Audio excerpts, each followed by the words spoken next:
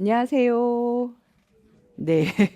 자, 저희 이제 앞에 큰 거 두 개 하고 오늘 이제 세 번째 교육론 파트 들어갈게요. 그래서 OT 하고 그다음에 일정 안내해 드리겠습니다.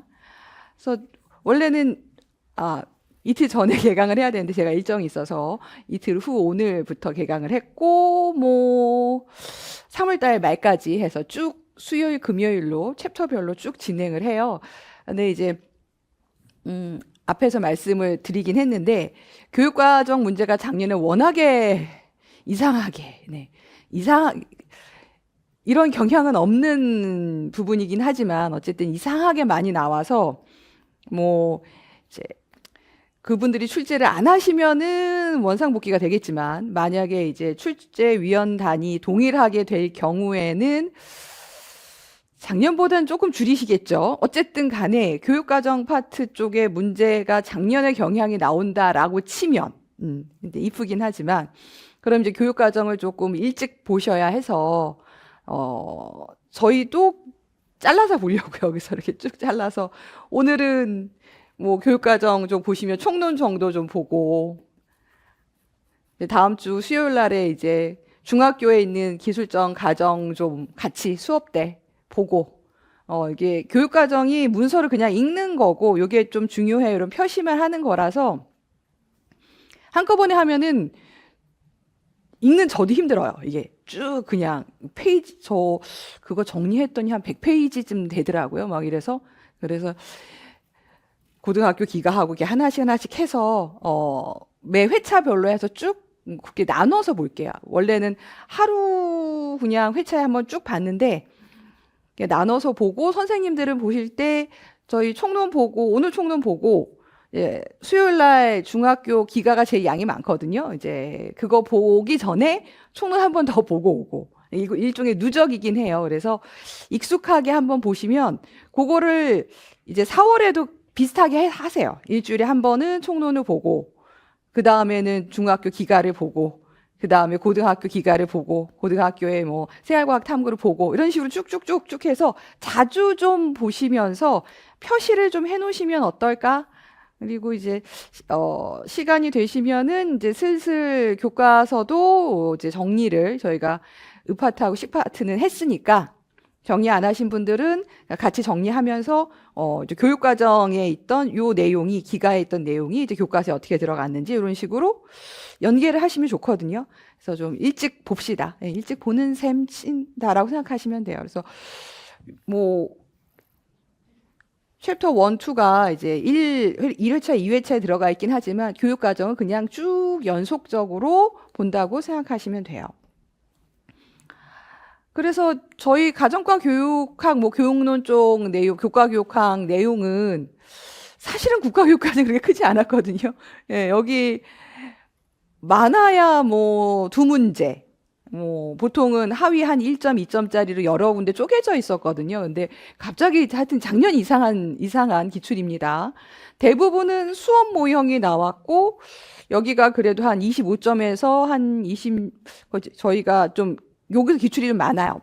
다른 전공보다 20점 넘어서 출제를 하는 전공이다 보니까 여기 배점이 꽤 높거든요. 그러니까 최소 25점만 하더라도 6문제에서 7문제 정도가 교과 교육론에서 나와요. 그러니까 이제 은하 식파트보다 한 2문제 정도 많거든요.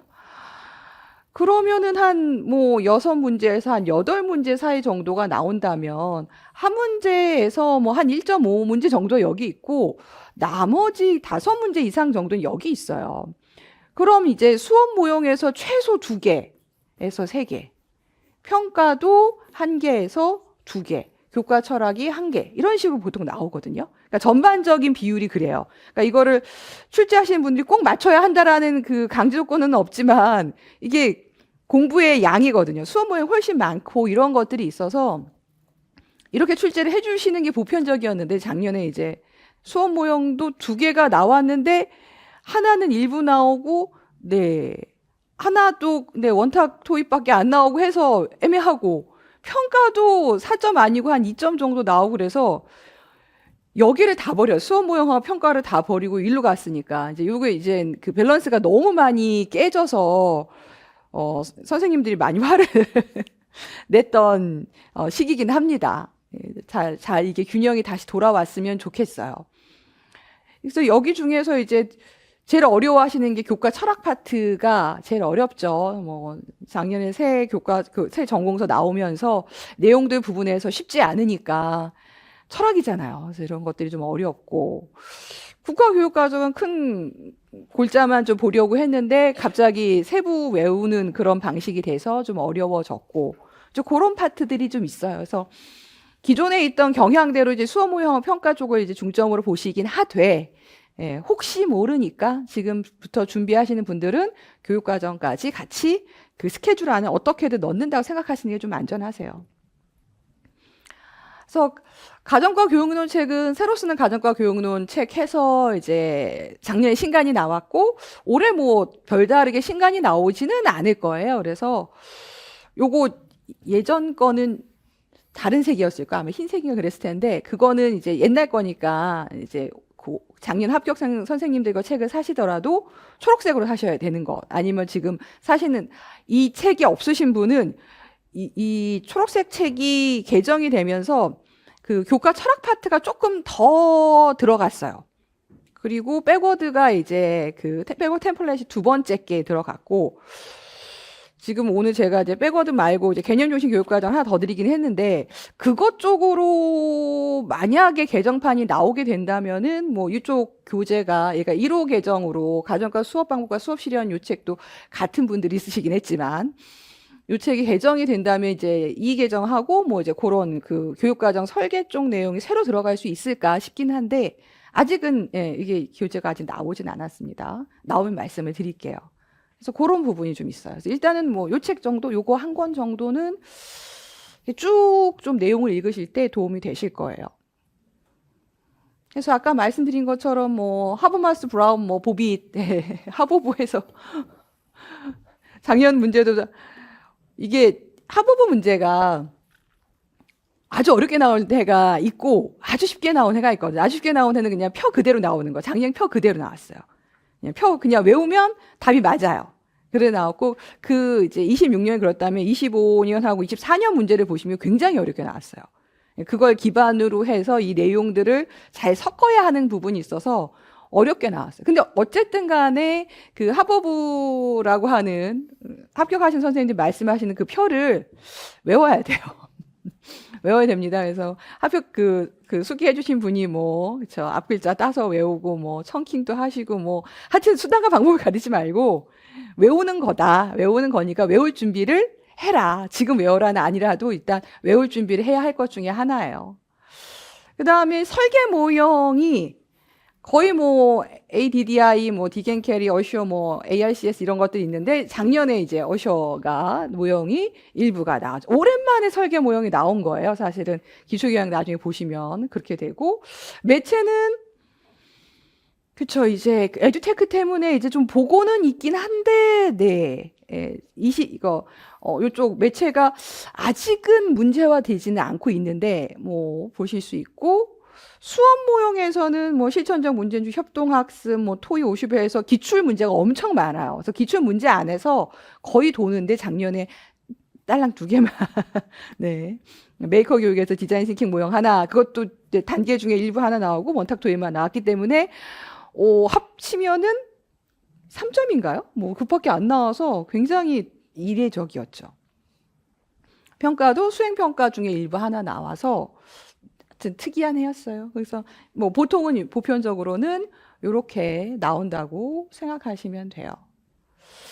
그 다음에 교육과정은 암기 외에 달리 방법이 없습니다. 일단은 뭐 지금으로서는 특히나 작년 스타일로 나오면 총론도 배워야 되고 개요도 해야 되고 내용 체계하고 성취 기준의 해설에 막 이런 뭐 하여튼 웬만하면 싹싹 봐야 하는 그런 상황입니다. 그래서 이거는 그냥 일반적인 경향일 때 총론 그쵸 뭐 교과명이나 뭐 편제가 바뀌었으니까 요거 자주 나오고 그다음에 내용 체계가 이제 단원명 같은 거니까 내용이 나오는데 어마어마시하게 지금 작년 문제는 특이하게 나왔어요. 그래서 교육과정을 여기다 드리기는 했는데 저희 부록 뒤에 있거든요. 부록 페이지도 꽤 두꺼워요. 여기에 한 5분의 1쯤 되는데 여기에 있는 게 좀 불편하시면 프린트는 할 수가 있긴 한데 프린트가 매수가 예, 어마어마해서 그래서 이거를 따로 편집해서 드리는 게 맞나 싶을 정도로 이번 교육과정 양이 굉장히 많아요. 그래서 좀 자주 보실 수 있는 방법 찾으시고 원문을 보고 싶으면 여기서 쓰시고 이 계정이 워낙 많이 나왔기 때문에 1호 계정까지 지금 연달아 보기 쉽진 않아요. 근데 작년에 이제 1호 계정에 그 용어가 나오고 용어가 나왔으면 좋은데 용어의 개념이 나왔기 때문에 그런 문제는 사실 어떻게 할 수는 없긴 해요. 그것까지 암기하실 수 있으면 하지만 아닐 경우에 이 계정을 중심으로 보시면 됩니다. 그다음에 이제 카페 가입은 제가 이제 그 URL을 보내드려야 되기 때문에 인강 선생님은 희소의 그 카카오톡 그쪽으로 보내시면 되고 직강 선생님들은 저한테 이제 번호를 핸드폰 번호를 주시면 돼요. 자, 그래서 오늘 프린트 굉장히 많은데 이렇게 일정이라고 나와 있는 거, 네, 요거를 한번 볼게요. 일정이라고 나와 있는 거에 이제 그 카카오톡 채널이 있으니까 인강 선생님들은 거기로 한번 보내시면은 제가 이제 그쪽에서 이제 그 가입 신청을 하실 수 있게 드릴 거예요. 그래서 요게 일정이라고 나와 있는 거기서는 일단은 앞에는 지금 작년도 선발, 26년도 선발 문제를 쭉 드렸어요. 그래서 확실히 교육론 쪽 파트니까 기출 문제가 이제 꽤 돼서 이렇게 페이지가 있고, 그 다음에 이제 중간쯤에는 교재에서 하나 수정할 사항이 있어서 드렸고, 제가 쪽을 안 넣어놨네요. 그리고 한참 뒤로 넘어가시면 기출경향이 이제 가정과 교육론 기출경향 이렇게 있을 거예요. 그래서 한번 보시면은 교육철학 등 쪽의 내용은 거의 나오죠, 매해. 뭐 왜냐하면 워낙 그 문항수가 많기 때문에 거의 매해 나온다고 보시면 돼요. 그래서 26년도가 이제 교육과정 중에 브라운이 나온 거예요. 그러니까 하부부 중에 하나가 나온다 생각하시면 되거든요. 25년도는 브라운하고 보비대 교육과정이 나왔고 이제 거기에 실천적 지혜하고 행동체계를 활용하는 행동체계 문제 되게 어려웠었어요. 그다음에 24년도에는 이제 실천 이성하고 이제 실천의 개념, 뭐 쿠머의 질문.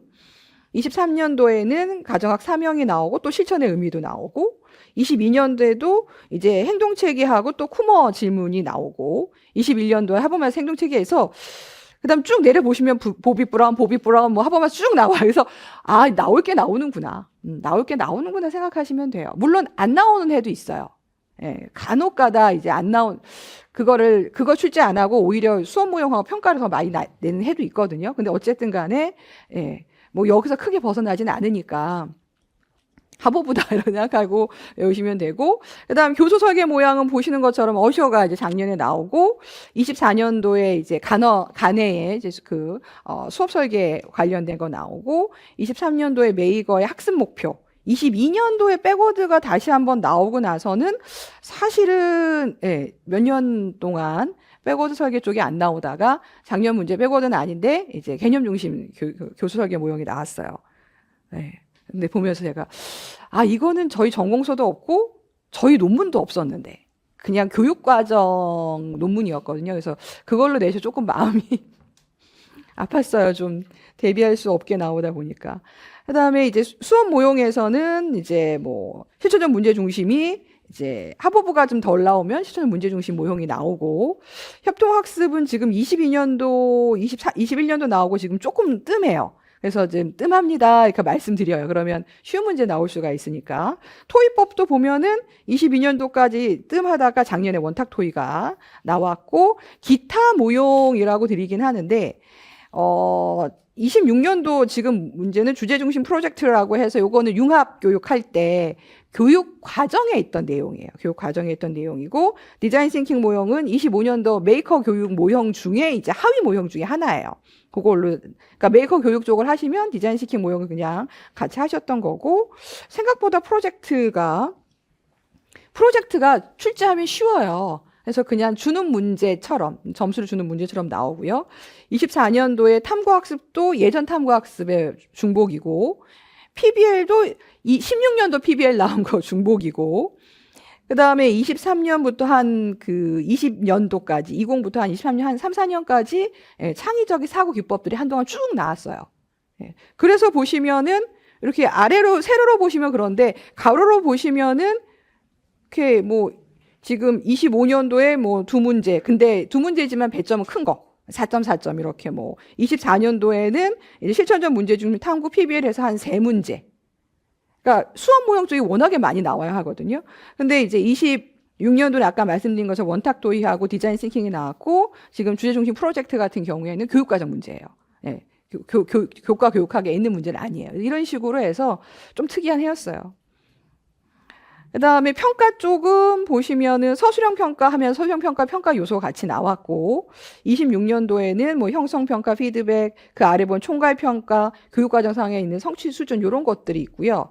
수행평가 쪽은 뭐 서술형, 뭐 자기평가, 아래 뭐 논술형, 평정 오류, 그다음에 루브릭 이런 식으로 해서 그래도 여기는 그 예측해 볼 수 있는 것들 안에서 나오기는 해요. 그러니까 과정 중심 평가가 이제 교육과정 그 1호 개정 때부터 등장을 했는데 그 모형이 조금 이분들 처음 모형 만든 거 계속 수정을 해요. 연금을 들여서 계속 수정을 하셔가지고 수정 버전이 나올 뿐이지 새로운 게 나온 건 아니에요. 그 다음에 뭐 장학이나 이런 데에서는 거의 안 나오고 있고 25년도에 갑자기 메타인지가 튀어나오는 바람에 선생님들이 뭐야 갑자기 왜 이제 교육학에서 조금 중요하다 생각하는 것들이 나올 수도 있어요. 그리고 이제 그 다음 페이지에는 네, 기출들. 그러니까 교육론 쪽 파트 기출이 굉장히 많아요. 근데 기출 아닌 게 나올 때는 조금 타격이 커요. 이게 그 전공서가 없는 경우들이 많거든요. 그 다음 페이지에 보시면은 교육과정, 국가교육과정 해서 지금 보시면은 26년도가 범주도 나오고 성취 기준도 나오고 성취 기준 해설도 나오고 교육과정 개요도 나오고 변천사에서 이제 그 1호 교육과정에 있던 것도 나오고 해서 많이 나왔죠. 네, 이런 것들이 좀 있습니다. 그래서 이것도 교육과정 하실 때 교육과정은 기출 경향이 크게 의미는 없어요. 왜냐하면 외워야 할 내용들이 이제 새 거기 때문에 별 의미는 없는데 한번 참고하시라고 같이 이렇게 드렸습니다. 그래서 이게 이제 기출 26년도 거 볼 때 같이 볼 거고요. 그 다음에 정리맵은 아시는 것처럼 이제 다음 시간에 이제 오늘 한 내용들을 확인할 때 한번 같이 볼 내용이고요. 그 다음에 교육과정 변천이라고 해서 1호 개정 이렇게 드린 게 있어요. 네. 1호 이렇게 개정 드린 게 있습니다. 얘는 지금은 안 보고 거의 그 7회차쯤에 볼 거예요. 그러니까 저희가 이 개정 다 보고 마지막에 예전에는 교육과정에 이런 게 있었다. 그러니까 저희가 이 개정이 한참이기 때문에 교육과정 비교 문제가 나올 가능성은 크지 않아요. 나오면은 1호랑 한번 비교하는 정도의 지문이 있거든요. 근데 그럴 때 필요하고 예전 기출 문제들 푸시려면은 조금 필요하셔서 자료로 드린 거니까 이거는 7회 때 7회 때 보신다 생각하시면 돼요. 그 다음에 그래서 교육과정 접근법이라고 나와 있는 게 있어요. 교육과정 접근법은 이제 보빗하고 브라운 교육과정이 그렇게 표에 있는 내용들인데 그 내용들이 실제 이제 수업으로 연결이 되면 어떻게 하는지를 한번 연습해 보는 연습용 자료라고 보시면 됩니다. 그래서 요거는 오늘 하거나 아니면은 다음 2회차 때 들어갈 거고요. 그리고 나머지 두 개가 하나는 이제 백워드 설계 자료. 백워드 설계하고 뭐 이렇게 백워드 모형들도 이제 실제 어떻게 이용되는지 템플릿이 1, 2가 있어서 1, 2에 대한 자료를 같이 드렸고 오늘 많아요. 그리고 하나 더 드린 게 개념 기반 교육과정이에요. 예, 이게 아직 저희 쪽 논문도 없고 저희 쪽 교재가 없어요. 그래서 빨리 좀 만들어 주셨으면 좋겠는데 요쪽 거 이제 지금 전공서 2개 하고 논문하고 해서 개략적인 흐름 정도 작년 문제 보시려면 얘가 좀 필요하더라고요. 그래서 요거 하나 추가로 더 드린 자료입니다. 그래서 혹시 교육학에서 개념 기반 교육과정 좀 잘해주신 선생님 계시면 잘 들어주시면 좋아요. 그러니까 이게 지금 이 교육과정에 반영이 돼서 내용을 다루기는 하는데 저희께 아직 전공서가 없기 때문에 출제를 하시려면 전공서 기반으로 이렇게 하시긴 하는데 이렇게까지 교육학 전반으로 걸쳐서 전공서를 넓히시면 저희가 공부하기 너무 힘들어요. 그래서 이제 교육학 교수님 중에 얘를 조금 잘 정리해 주신 분 계시면 갖고 계시면 좋으세요.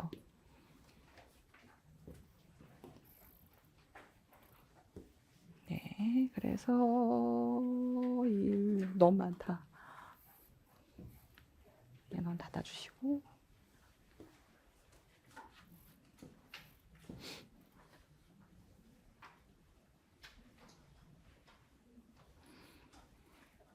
그래서 저희 이제 파트 1 들어가시면 여기는 뭐 교과 교육학 뭐 교육 철학에서 정체성 요쪽 파트. 그러니까 요 파트가 이제 그놈의 이제 도대체 실천은 뭐야 뭐 이런 것 때문에 한참 어려워하시고 요것 때문에 이제 아까 말씀드린 그 초록색 전공서를 조금 보셔야 하실 수도 있고. 교육학에서는 그 아리스토텔레스 그 시절의 교육학을 좀 하시나요? 너무 고된가? 예, 그래서 그거 좀 해주신 분이 있으시면 좀 도움이 될 텐데 일단 이렇고요.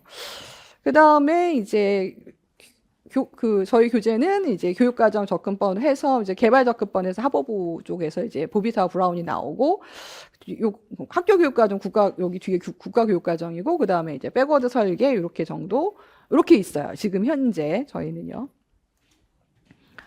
그래서 이제 가정과 교육의 개념 이건 옛날 문제고요. 뭐 지금 보시면 정체성 탐구에서 사명 나오고 그냥 사명 외우는 문제였고요. 학문의 유형은 뭐 20년도 나온 거 24년도 이제 사실 뭐 이제 학문의 유형이긴 하지만 아리스토텔레스 걸로 했기 때문에 조금 내용은 달라요. 행동체계 보시면 아시겠지만 웬만하면 외우시는 게 맞고, 네. 그냥 나오고 서술하는 겁니다. 그 다음에 행동체계하고 보빗을 연결하거나 뭐 이제 쿠머 쪽에서 이제 질문 연계하거나 24년 뭐 이런 22년 해서 기출이 워낙 많기 때문에 중요하다고 금방 아실 수 있어요. 그 다음에 23, 24, 25년 요렇게 3개 연도가 이제 실천의 의미가 어떻게 변화했는지를 그냥 저희 전공서에 있는 거 그대로 옮겨 쓰는 문제예요. 어떻게 할 수가 없어요. 왜냐면 저희가 실천의 의미를 학문적으로 할 수 있는 게 아니니까 결국에는 그냥 전공서에 나와 있는 그대로 옮겨가는 건데 그 옮겨가는 전공서가 아까 말씀 초록색에 그 체계라고 보시면 돼요. 그러니까 그 연구진이 많이 이제 남아 계시지는 않으세요. 그래서 초록색 책을 이제 자주 보시면 좋습니다. 그러니까 이게 그 책의 문맥 안에서 외우시는 분이 있고 뭐 학원 교재처럼 이렇게 딱 정리된 거 외우시는 분이 있는데 어떤 분은 문맥이 필요하실 수 있거든요. 그럼 이렇게 문맥이 필요하신 분은 많이 읽으시는 게 좋으세요. 그 다음 교육과정 개발 접근은 브라운이 이제 25년도에 오랜만에 나왔는데 연달아서 브라운 나왔고 보빗은 이제 작년엔 안 나왔지만 뭐 22, 18 뭐 이런 식으로 해서 뭐 네, 꽤 나오고 있죠. 그 다음에 뭐 교육과정 평가하면서 뭐 CIPP가 한번 오랜만에 나오긴 했는데 자주 나오지는 않아요. 문제가 나오기 별게 없기 때문에 그래요. 백워드가 19년도 나왔다 22년도에 나오고 지금 잠잠했는데 개념 기반 교육과정 문제가 이제 작년에 나오게 된 거죠. 네, 어렵게 나왔죠. 그 다음에 국가교육과정은 뭐 22년 개정해서 매해 그냥 나오고 있는데 어떤 의미에서는 저희 그 교육 철학보다 더 어려울 수 있어요. 그냥 글줄로 외워야 되니까요. 자, 그러면은 8페이지 가서 보시면 가정과 교과는 뭐 교육과정에 있는 교과이기도 하고 학문적으로 보는 뭐 이제 의미들이 있는데 8페이지에 보시면은 뭐 이 계정에서는 이렇게 들어가요. 나중에 그냥 총론하면서 얘 외우세요. 초등학교 5학년부터 고등학교까지 모두 교과는 다루고 있습니다. 그래서 초등학교는 실과라는 과목으로 있고 실과가 나온 적은 아주 옛날에 있었어요. 너무 옛날. 한 15년 이상 전에 뭐 나온 적이 있습니다. 그래서 실과라는 과목으로 존재하지 않고 과학이라고 같이 이렇게 묶어서 교과군이라는 개념으로 존재를 하게 되죠. 그래서 꾸러미예요. 그러니까 마치 뭐 수학 아래 여러 과목이 있듯이 저희는 과학하고 같이 초등학교에는 묶여 있고 초등학교가 6년이지만 5학년, 6학년에만 실과라는 교과목이 있습니다. 네. 교과의 군락이고 얘네들은 교과예요. 교과목에 그거라 생각하시면 됩니다. 그래서 과목 혹은 교과목에 해당하는 게 실과 이렇게 말씀을 드리는 거예요. 그냥 계략적인 얼개라고 보시고 나중에 그냥 하도 많이 봐서 자연스럽게 외우세요.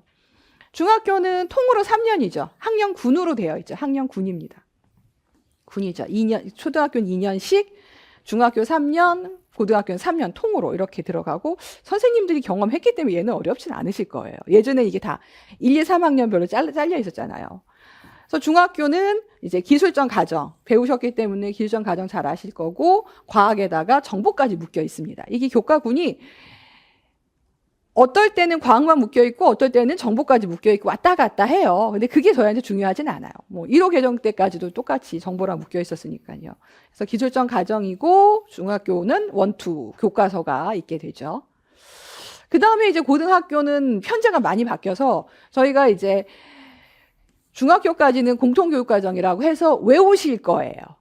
외우시게 돼요. 외울 거리다 생각하시면 돼요. 총론에서. 그다음에 고등학교는 이름이 엄청 길어졌어. 학점 기반 선택 중심 교육과정. 가장 이름이 깁니다. 이게. 보통은 뭐 선택교육과정 뭐 이런 식이었다가 제일 이름이 길고 뭐 당연히 출제가 되는 그런 내용들이죠. 그다음에 교과군은 제일 길어요. 기술적 가정에 정보 뭐 이렇게 많이 묶여 있고 얘를 물은 적은 없습니다. 그다음에 여기는 선택 중심이다 보니까 선택 과목들이 엄청 많죠. 일반 선택, 진로 선택, 융합 선택 과목. 네. 나중에 일선하고 쓰시면 안 돼요. 일반 선택 과목 다 쓰셔야 돼요. 선생님들이 너무 길으니까 이제 청킹하듯이 약어 쓰시거든요. 그러면 틀려요. 그래서 일선으로 외우시는 건 상관없지만 쓰실 땐 일반 선택 과목 다 쓰셔야 돼요. 그래서 고등학교 기술적 가정이 있고 진로 선택 과목에 생활과학 탐구가 있고 융합 선택 과목에 2개가 있어요. 헷갈려요. 생애설계와 자립하고 아동발달과 부모인데 묘하게 다른 걸 써요. 앞에 있던 과목명이 있고요. 그 다음에 얘는 과목 밑에 이제 단원, 큰 대단원 정도 해당하는 영역이 또 있어요. 그럼 그것까지 이름이 비슷해져요. 막 그러면 한참 헷갈리시게 되긴 합니다.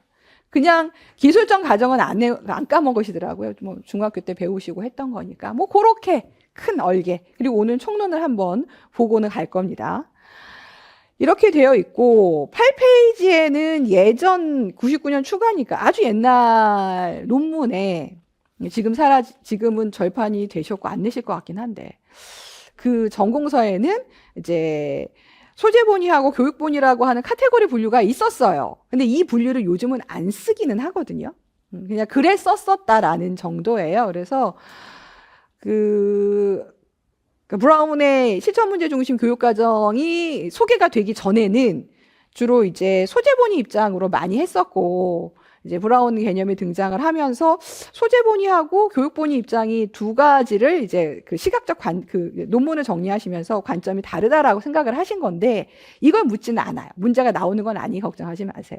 그래서 소재본위는 가정학은 원문이 따로 있다 생각을 하는 경우예요. 그러니까 가정과 교과, 교육학 혹은 가정교과 이렇게 뭐 기술적 가정으로 하는 얘의 원문은 원천이 따로 있다고 생각을 하는 그런 쪽이고 9페이지에 있는 교육본위는 뭐 가정교과나 혹은 가정교과 교육론, 가정교과 교육학은 원래 있는 거다라는 거예요. 그러니까 정체성이 따로 있다 생각을 하는 입장이에요. 절대로 서술하라고 안 나오니까 이해만 하시면 돼요. 그러니까 소재 본위는 이제 뭐 말 그대로 가정학이라고 하는 게 이런 원천이 있는데 그걸 고스란히 몇 개만 이렇게 쏙쏙 빼다가 가정교과 교육학이나 가정교과서에 넣은 거야 라는 입장이에요. 그래서 그러면은 모체의 성격을 그대로 따올 수밖에 없는 거죠. 그래서 모체가 응용학문이면은 가정교과 교육학이나 가정교과도 응용학문이 되는 거죠. 응용교과의 성격이 생기는 거고 실천학문이면 실천교과의 성격을 이제 가정학이나 가정교과 교육학이나 가정교과가 갖게 된다라는 생각 정도예요. 근데 둘이 뭐가 맞다 틀리다가 아니라 그렇게 보는 관점이었다고 보시면 돼요. 위에서 보느냐 아래에서 보느냐 뭐 등등의 그런 관점 차이예요. 그러면서 이제 9페이지에 있는 것처럼 리을번에 있는 실천학문이 지금은 소재본위 입장 중에서는 가장 대세가 되기는 했죠. 그냥 사람의 관점이니까 뭐 학자의 관점이니까 이게 꼭 맞다가 아니라 그래 썼다라고 생각하시면 돼요. 그래서 8페이지에 있는 응용학문은 원제는 없고 가정학이 갖고 있는 원재료는 없고 여러 학문에서 조금씩 필요한 거 가져다가 선물 세트를 종합으로 만든 것이다 라고 보는 입장이에요. 그래서 여러 기초과학을 이제 가정학을 구성을 하기 위해서 재료를 가져왔다라고 보는 거죠. 반면에 9페이지에 있는 통합학문은 응용학문하고 통합학문의 차이는 되게 애매하기는 해요. 근데 선생님들이 이제 10파트를 하셨으니까 영아를 위한 식생활 관리하고 노인을 위한 식생활 관리는 다르죠. 어차피 뭐 조리법도 가져오고 영양소도 가져오고 질병도 가져오는데 주체가 달라지면은 구성하게 되는 여러 그 뭐 학습하거나 준비할 상황이 달라져요. 선생님들이 1인 가구의 그 살림살이를 꾸밀 때도 이 사람이 독립한 대학생인지 아니면은 독거 노인인지 다르잖아요. 이게 다 다르죠. 그냥 1인 가구를 뭐 1인 가구의 살림살이 살기 위해서 이게 다 필요해라고 일률적으로 말을 할 수가 없는 거예요. 그래서 통합학문 같은 경우에는 이제 가정이라고 하는 걸 주체로 해서 이제 유동적으로 여러 학문들이 서로 연계가 되고 이제 얽히게 되는 것들을 의미합니다. 라는 아이디어예요. 아이디어는 그런데 그래서 뭐가 다른데 그러면 정확하게 다르다고 뭐라고 표현하기 좀 애매하긴 해요. 선별안이 조금 달라지는 것 같긴 하거든요. 그래서 통합학문은 약간 생태학 같은 그런 느낌으로 구성을 해요라고 말을 하긴 해요. 근데 네, 관점입니다. 난 디귿번에 있는 순수학문적 관점은 지금은 사실은 쓰시는 분이 거의 없죠. 열심히 지력을 닦으면 가정학에서의 어떤 안목이 생길 거다라는 그런 천자문과 논어와 뭐 그런 것들을 배우면 훌륭한 어버이가 될 거다라는 이런 생각 이게 있어요. 근데 좀 막연하기는 하죠. 그런 마지막 줄 가정 현상을 이해하는 안목과 관점을 갖출 수 있을 거다라는 기대만 있어요. 그래서 뭘 배워야 하는지는 안 들어가 있어요. 그래서 안 쓰게 되는 거죠. 그다음 마지막에 있는 실천학문은 이제 제가 전통적 관점하고 현대적 관점이라 드린 것처럼 실천학문은 실행에 이제 집중이 있어서 실질적으로 가정의 생활을 개선하는 데 목적이 있다라고 생각하시면 돼요. 그리고 여기 있는 선생님들이 여기 저희 그 교과 교육학 전공서를 보실 때 말을 왜 이렇게 써? 이렇게 생각하실 수 있어요. 논문이라 그래요. 다 기반이 논문인 것들을 전공서에 정리해 놓으신 거라서 표현이 저렇고, 그 다음에 또 논문 중에는 이제 그 원문이 그 영어이거나 다른 나라 언어인 게 있잖아요. 그럼 직역을 해놓은 한글이기 때문에 편하지가 않아요. 그런 면을 이해하고 보시면 좋아요. 리을의 실천학문이 원래는 말 그대로 네, 좋은 삶을 살기 위해서 잘 살자라는 그런 내용이었고, 그 말을 이제 뭐 내부적 자원의 활용 뭐 이렇게 말을 쓴 거고요. 그다음에 이제 브라운부터 나와 있던 실천학문이라고 하는 부분은 뭐 행동의 바람직한 변화와 외부적인 여건 개선입니다라고 이제 전공서에 나와 있긴 해요. 그러니까 우리도 잘 살고 공동체도 이제 해피해지는 그런 방향으로 가려고 하는 거죠. 그냥 그렇게 이해만 하고 계시면 돼서 실천학문인데 예전의 실천학문의 개념하고 이제 브라운이 말한 실천학문의 개념과는 약간의 간극이 벌어져요. 그래서 지금은 그냥 실천학문, 교과는 실천교과 이렇게 정도 생각하시면 됩니다. 그 다음에 이제 교육본의 입장은 그러면은 가정학에서 다루는 내용을 그대로 교과서에 옮기면 끝나냐? 그러면 그 요즘엔 디지털 교과서도 있으니까 디지털 교과에서 말하는 그 교과 내용과 AI 교사가 하는 걸로 끝나냐? 학교 교육이 과연 그걸로 끝날 것이냐라고 했을 때 이제 아직까지는 아니라고 하죠. 선생님들이 잘 자리 잡고 있어요. 그 AI를 이기기 쉽지가 않긴 한데, 네, 이겨야 하는 상황일 수도 있긴 합니다. 그래서 교육본의 교과 교육론 관점이 그 아래 이제 PCK 마지막 줄에 이제 PCK가 있는 것처럼, 요거 여기 있습니다. 요 교과 요거 있었고, 네. 교육본의 관점은 그러니까 결국에 이제 내용은 요 내용 자체가 응용 학문이냐 뭐 통합 학문이냐 뭐 실천 학문이냐 이런 적인 성격이 강하고 근데 이거를 실제 전달을 하려면 교수학습 모든 장면에서 다 이제 관계가 되죠. 이제 지금 학교 가신 선생님들은 머리가 터지실 거예요. 수업은 해야 되는데 수업이 먼저가 아니라 애들이 먼저예요. 다 새 얼굴이잖아. 그리고 이제 뭐 파악하고 뭐 이렇게 아이들 뭐 정돈해주고 일정 짜주고 특히나 중학교 1학년이면 초등학교 중학교는 다르잖아요. 정말 어린데 안 어려요. 이런 애들도 이런 환경이 처음이고 선생님도 처음이잖아. 그러니까 이걸 서로가 적응해야 하는 어마어마한 어려움이 있어요. 그래서 갓 초임 부임한 중학교에 1학년에 부임한 선생님과 갓 초등학교 중학교로 넘어온 요 둘 서로 낯선 사람들 간에 3월은 대환장이에요. 난리가 나요. 초등학교 때야 막 배 아프고 그러면 선생님 담임이니까 말하고 어디 가든가 뭐 조퇴를 하든가 빠르지만 이거는 교과 선생님이 있고 하니까 또 이동도 하고 그래서 정신이 없거든요. 근데 그거를 과연 이제 여기 있는 교과의 내용으로 충당을 할 수 있느냐? 교과서에 그런 내용은 없잖아요. 근데 아이들을 많이 이제 경험해 본 선생님들도 이제 3월 있다가 한 학기만 지나도 이제 이렇게 여유가 생기거든요. 이제 그런 모든 교수학과 관련된 모든 그 상황 관련된 지식이든 기능이든 태도든 뭐 라포든 이런 것들이 필요하거든요. 그런 것들을 이제 9페이지 보시면 마지막에 교과 교육학 지식이라고 하고 아마 이제 교육학에서도 이제 같이 교수론 이런 거 하시면서 들으실 거예요. 그래서 결국에는 내용을 전달하는 것만으로는 가정교과 혹은 교과교육학이 존재하는 게 아니다. 이걸 어떻게 학습자에 맞게 또 저희는 경기도까지는 학급원이 많지만 이제 지방으로 가면 학급 수가 굉장히 작아요. 진짜 중학교 한두 학급반 있고 이럴 수도 있거든요. 그럴 때 또 다르잖아요. 어떻게 아이들을 전달할지. 그다음에 경기도 가신 선생님들 중에는 물론 한국 학생이 많은 데가 있지만 또 경기도권은 다문화가 굉장히 많아요. 그쪽에 이제 공장 단지가 많기 때문에. 그럼 학생 절반이 한국인이 아닐 수 있어요. 그럼 또 다르겠죠. 그러니까 이런 모든 상황에서 어떻게 이제 교과 교육, 뭐 가정과 교육이지 뭐 어떤 걸 전달할 수 있는지가 노하우처럼 있어야 돼요. 그런 것들이 이제 그런 것들을 모두 통합한 지식을 이제 PCK라고 합니다. 교과 교육학 지식이라고 하는 부분이고 이제 9페이지에는 그 교과 교육학 지식의 개념이 있는데 이걸로 하셔도 되고 교육학에서 하는 PCK로 하셔도 아무 상관없어요. 교수 지식 뭐 이런 식으로 아마 용어가 나오기도 할 거예요. 왜냐하면 저희가 어차피 이 용어는 교육학에서 가져온 용어예요. 그래서 결국에는 가정과 교육은 이제 이 내용과 이 내용을 어떻게 전달할 수 있는 모든 상황 맥락적인 것들을 포함한 지식들을 이제 가정과 교육학에 다뤄야 한다. 이렇게 얘기를 하고 있는 거죠. 자, 그 다음에 10페이지에 가시면은 객관식 문제에 그러면 가정과 교육과 일반 교육학에는 차이가 있느냐? 그럼 당연히 차이가 있겠죠. 그래서 차이가 있다. 일반은 보편적으로 모든 그 교과에 포함이 되는 거고 가정과 교육학은 아까 이제 교과 내용 자체가 다르게 되니까 그런 부분에 차이가 있습니다라는 부분이에요.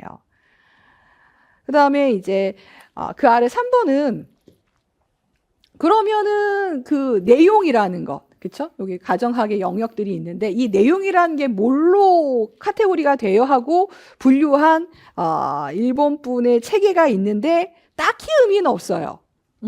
딱히 의미는 없어요. 저희가 이거 혹시 보고 싶으시면은 그 교육과정이라든가 이런 데 가면은 이제 교사 선발을 위한 교과 영역들이 나오거든요. 아까 가정과 교육론에서 뭘 하고, 뭐 시경역에서 뭘 하고 이런 것들이 있어요. 그런 것들로 보셔도 상관은 없어요. 그냥 옛날 문제예요. 그래서 뭐 가정학 원론, 뭐 인적, 물적 요소 이렇게 들어가 있지만 지금은 딱히 저희가 4대만 하더라도 이 편자가 이렇게 들어가 있지는 않잖아요. 그냥 가정학에서 다루는 영역이 있고 일반 교육학의 영역이 있고 이거 아니더라도 교수학습에 도움이 될 수 있는 뭐 이런 지원 영역 한 3가지로 있다라는 게 있어요. 안 나와요. 나오지 않으니 걱정하지 않으셔도 돼요. 그래서 11페이지 보시면 예전 문제에 교과 교육학 개념을 정의하거나 아니면은 가정과 교육의 내용 영역을 분류하세요 라고 했을 때 교과 교육학의 개념 정의는 아까 8페이지에 있는 것처럼 소재 본위하고 교육 본위 개념을 쓰라는 문제였던 거예요. 그때 전공서라서 그래요. 그때 전공서에 나왔던 문제고 그 다음에 내용 영역의 분류는 10페이지에 있는 동그라미 3번 요거를 쓰라던 문제예요. 그러니까 이 문제를 보려고 드린 거지 그 이상은 지금은 출제가 되고 있지는 않아요. 그 다음 10페이지 아래에 가정과 교육에 영향을 미치는 이런 철학적인 배경인데 얘가 그 초록색 책에 있어요. 그래서 물질주의, 실용주의, 실증주의, 실존주의, 비판주의, 그 다음 행복철학, 그 다음에 저희 16페이지 한번 가서 보실래요? 16페이지에 가서 보시면 여기는 가정과 교육은 어떤 교육입니다. 뭐 교과의 성격이나 가정과 교과 교육학의 성격을 말할 때 이제 변증법적 융합 교육하고 16페이지 아래 보시면 생활교과 이게 있어요. 이게 그 초록색 책에 있어요. 어마무시하게 많아요. 근데 어려워요. 특정 선생님의 논문에서 이제 가정교과는 생활교과입니다. 그래서 생활교과를 쫙 논문으로 쓰신 거를 그 논문 전체가 아니라 일부를 편집해서 올리신 거예요. 그러니까 논문도 어려운데 편집본은 더 어렵겠죠. 그래서 여기다 드리지는 않았어요. 그러니까 그 전공서에 있기 때문에 나올 가능성이 아예 없는 건 아닌데 그걸 냈을 때 문제점은 뭐냐면 예를 들어서 이제 여기 이제 변증법적입니다. 뭐 혹은 뭐 생활교과에서 유물론적 관점입니다. 이렇게 했을 때 이미 변증법이라고 하는 한 파트가 있고 유물론이라는 한 파트가 교육학도 아니에요. 기본적인 철학 파트에 있는 개념이잖아요. 그러니까 답지가 너무 넓어요. 그러니까 당연히 그 기본 답지는 그 초록색 책에서 나오겠지만 그거 아닌 다른 답을 쓰고도 원전을 찾아내실 수가 있어요. 그러니까 답지 범위가 너무 넓어요. 그런 문제는 잘 출제를 안 하시거든요. 그래서 이제 여기는 이렇게만 드리긴 했지만 궁금하시면 한번 보셔도 됩니다. 다시 10페이지 와서 보시면 물질주의는 아시죠? 뭐 물질을 생산하고 만들어내고 뭐 보유하는데 이제 관점을 두고 있는 그런 사상, 뭐 주의, 뭐 이제 가치관, 이데올로기 이런 것들이 되고요. 실용주의는 삶에 유용한 것들, 효용성을 따지죠. 나한테 도움이 되느냐, 안 되느냐. 그다음에 실증주의는 그래서 증거가 있느냐, 증거가 없는 거는 의미가 없는 그런 거라고 보는 거고. 이제 실존주의 같은 경우에는 이제 저희는 딱 자아 정체가 아마 관련이 있어요. 너는 누구냐? 나는 누구인가? 나는 어떤 존재인가? 이렇게 가는 존재 증명과 관련된 부분이고요. 그다음에 이제 저희 쪽에 이제 브라운부터 이제 많이 등장하는 사상, 주의, 뭐 비판 사상도 되고 비판주의도 돼요. 상관없으세요. 비판 사상은 이제 공동체 쪽으로 들어가기 시작하죠. 이런 조직과 이런 구조와 이런 시스템이 인간에게 과연 이로운가? 불합리하면 바꿔야지. 이렇게 들어가는 거예요. 근데 앞에 있는 실존주의까지는 불합리한지 여부를 보지 않아요. 전혀 보지 않아요. 그냥 이 사회와 공동체는 그대로 있는데 그 안에 나는 무엇인가? 나한테 유용한 것이 무엇인가? 증명될 수 있는 것이 무엇인가? 이렇게 가는 거예요. 이게 기본 전제가 좀 다릅니다. 그래서 비판 사상이라고 하는 비판주의, 비판 사상, 뭐 비판 과학 아무 상관없으세요. 그러다 갑자기 이 책에서 행복 철학이 나오면서 네, 행복 철학자들이 나오기 시작을 해요. 그 초록색 책에. 그래서 아리스토텔레스도 나오시고 스토아 학파도 나오고 에피쿠로스 학파, 공리주의, 그리고 마지막에 하버마스가 나옵니다. 그래서 나중에 필요하시면 하버마스 정도의 행복 철학을 보셔도 괜찮은데 어차피 하버마스는 네, 행동적인 해방적 행동 체계까지 가야 한다예요. 뒤에 나중에 그 생활 교과에 대한 거 할 때도 나올 텐데 읽어보시면 그 맥락일 거예요. 자, 그럼 11페이지에 이제 기출문제를 보시면은 아까 99년도 거가 있었고 이게 있었고 요게 09년도 거는 중요한 문제 절대 아니에요. 이거는 그냥 교과교육학하고 일반 교육학의 차이. 예. 그래서 보고 그냥 넘어가셔도 돼요. 그래서 옳은 것 고르기 이렇게 돼서 뭐 교과교육학은 가정교과의 목적, 뭐 교육적 가치 이런 것들을 탐구하는 거 맞고, 그다음 교과교육은 이제 교육과정에 명시가 되어 있는 가정교과를 이수하는 거니까 이제 성격이나 목표가 다른 교과는 차별화가 당연히 되겠죠. 그래서 두 개가 맞아요. 두 개는 틀려요. 디귿번은 이제 가정교과 교육뿐만 아니라 개별 교과에 적용할 수 있는 일반적인 원리를 탐구하면 이거는 그냥 교육학, 그냥 교육학이고, 리을번은 이제 가정교과 교육 안에는 수업은 들어가죠. 근데 생활지도나 특별활동은 안 들어가죠. 요거는 그냥 교과에 해당하는 게 아니라 교사의 활동에 해당하는 활동 영역이잖아요. 근데 객관식이어서 뭐 어렵지 않게 풀었던 부분입니다. 그러면 이제 여기 어렵게 나오고 있는 작년 문제는 쉬웠지만 하나는 어원이에요. 그래서 홈 이코노믹스를 보통 어원으로 하거든요. 그럼 홈 이코노믹스를 어디서 썼는지까지 이제 쫓아간 거예요. 그냥 홈 이코노믹스만 갖고 본 그런 부분이에요. 그래서 12페이지에 봤더니 홈 이코노믹스라고 하는 이코노믹이라고 하는 어원이 아리스토텔레스의 그 인외 니코마스 윤리학 책이 있어요. 네. 원문으로 가시면 큰일 나요. 니코마스 윤리학으로 가시면 여기 있는 철학 쪽 파트에서 워낙에 큰 책이라서 난리가 나요. 난리가 나요. 근데 이제 원전까지 가보시겠다고 하신 분들이 계시더라고요. 그러면 하지 마라. 그냥 요걸로도 충분하다 이렇게 말씀드리거든요. 거기서 이코노믹스라고 내용이 나온 게 지금 12페이지 미음번에 보시면 실천 이성이라고 이제 나오긴 하거든요. 근데 잘 기억해 보시면은 아리스토텔레스가 그 고대 학자인데 프랙티컬 리즈닝학 썼겠어요? 안 썼겠죠. 그러니까 이게 조금 좀 애매한 게 저희가 이 전공서가 이제 이걸 브라운 걸 연구하신 분의 이제 가져와서 논문에서 그러니까 브라운은 연구하는 그러니까 브라운 쪽의 이론을 연구하시면서 이제 브라운의 배경이 됐던 하버마스를 연구하면서 하버마스의 배경이 됐던 이제 아리스토텔레스까지 넘어가면서 이제 또 거기까지 이제 그 연구 범위를 넓히면서 용어를 가져왔기 때문에 아리스토텔레스에 있는 그 윤리학의 원문의 용어를 가져온 게 아니라 그 윤리학을 해석한 다른 뭐 이제 전공서나 이제 논문에서 가져온 용어를 가져오게 된 거예요. 그래서 이게 해석을 거쳐서 나온 말이다 보니까 이게 프랙티컬 리즌을 찾으시면은 여기 있는 아리스토텔레스가 안 나올 수는 있어요. 이게. 그러니까 프랙티컬 리즌이라고 하는 그 용어 자체가 실천 이성이라고 하는 용어 자체가 약간 유명한 사람은 따로 있고 여기 있는 그 아리스토텔레스의 니코마스 윤리학에서는 그렇게 관련성이 크진 않을 수 있어요. 하지만 일단 저희 전공서에는 이렇게 박혀 있으니까 그냥 이렇게 봐주세요. 어쩔 수 없어요. 그 간극이 있더라고요.